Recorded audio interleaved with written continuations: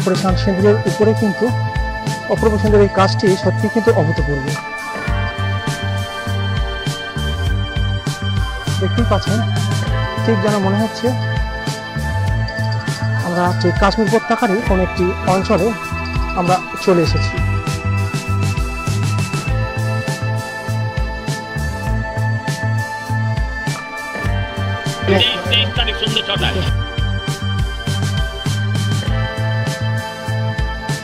আর পরে কিন্তু আমরা এখন চলেছি। দেখতেই পাচ্ছেন অসম্ভব সুন্দর কিন্তু এবছরের যে অপারেশন সিঁদুর সেটি কিন্তু খুব সুন্দর কিন্তু হয়েছে। দেখতেই পাচ্ছেন যেন কাশ্মীর উপত্যকা পাহাড়ি অঞ্চল, ঠিক তার সামনেই কিন্তু আমরা দাঁড়িয়েছি, এমনই কিন্তু ফিলিংস হচ্ছে। এবং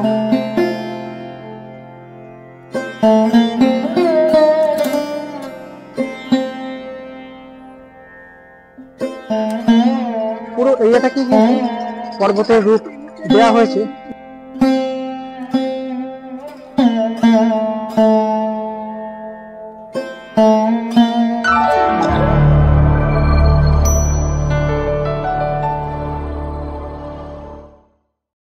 কলকাতা ওয়ান্ডার ট্রাভেল ইউটিউব চ্যানেলের পক্ষ থেকে আপনাদেরকে স্বাগত জানাই। বন্ধুরা, দেখতেই পাচ্ছেন এই মুহূর্তে কিন্তু আমরা কিন্তু দাঁড়িয়ে রয়েছি লেবুতলা পার্ক অর্থাৎ সন্তোষ মিত্র স্কোয়ারের কিন্তু একেবারে কিন্তু মণ্ডপের কিন্তু সামনে।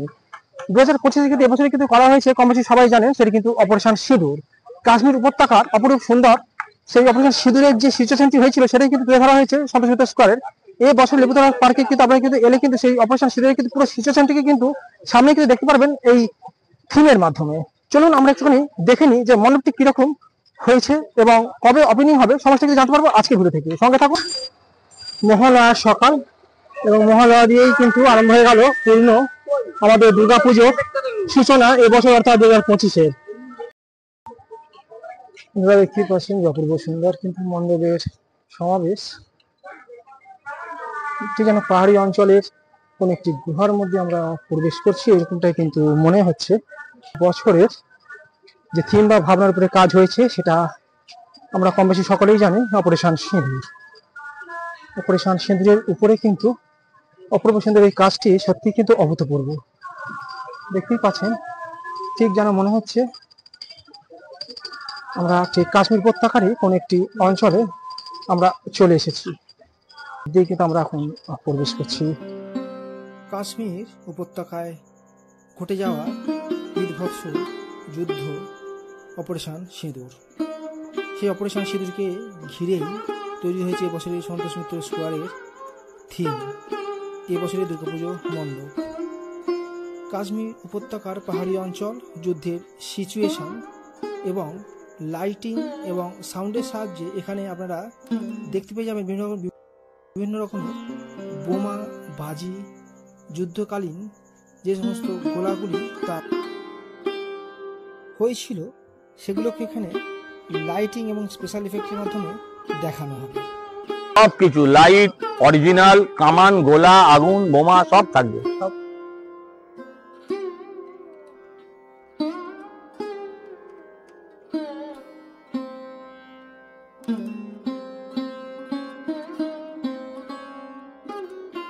এক বিরাট পর্বত সিংহ এবং পর্বত সিংহের ঠিক গুহায় পূজিত হচ্ছেন মাতৃ প্রতিমা, এবং এর ভেতরের যে কারুকার্য তাও কিন্তু খুব সুন্দর দেখতে লাগছে।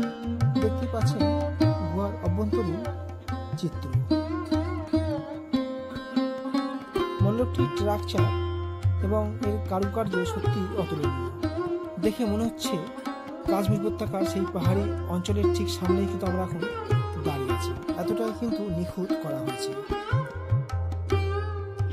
গুহা দিয়ে প্রবেশ করতে হবে মাতৃ প্রতিমার দর্শন।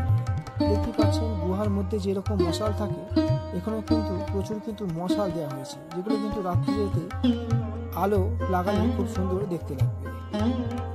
এবং অভ্যন্তরীণ গিয়ে কিন্তু আপনারা দেখতে পেয়ে যাবেন মাতৃ প্রতিমা। গুহার ভেতরে প্রবেশ করলে মাতৃ প্রতিমার সঙ্গে দেখতে পেয়ে যাবেন পাহাড়ের ঠিক উপরে দাঁড়িয়ে অনেকগুলি মাতৃ মূর্তি এবং মাঝখানে একটি বিরাট ঝাড়। মণ্ডপ দর্শকদের জন্য কবে থেকে ওপেনিং হবে? কবে থেকে ওপেনিং হচ্ছে? 23 তারিখ থেকে মণ্ডপ জনতার জন্য খুলে দেওয়া। 23 তারিখ থেকে মণ্ডপ জনতার জন্য খুলে দেওয়া। 80 ফুটের কাছাকাছি। 100 ফুট 120 200 250 ফুট হবে। 23 তারিখে সন্ধ্যে 6টার সময় ওপেনিং করে দেওয়া হবে মণ্ডপ সর্বসাধারণের জন্য। এবং আজকের এই ভিডিওটি যদি ভালো লেগে থাকে তাহলে অবশ্যই কলকাতা ওয়ান্ডার ট্রাভেল ইউটিউব চ্যানেলটিকে সাবস্ক্রাইব করে পাশে থাকবেন। এরকম কিন্তু জানা অজানা বিভিন্ন থেকে বিভিন্ন প্যান্ডেল সংক্রান্ত এবং ট্রাভেলিং সংক্রান্ত ভিডিও পেয়ে যাবেন কলকাতা ওয়ান্ডার ট্রাভেল ইউটিউব চ্যানেলের মাধ্যমে। ধন্যবাদ। নেক্সট ভিডিও নিয়ে হাজির হচ্ছি কোন একটি নতুন ভিডিওর সঙ্গে।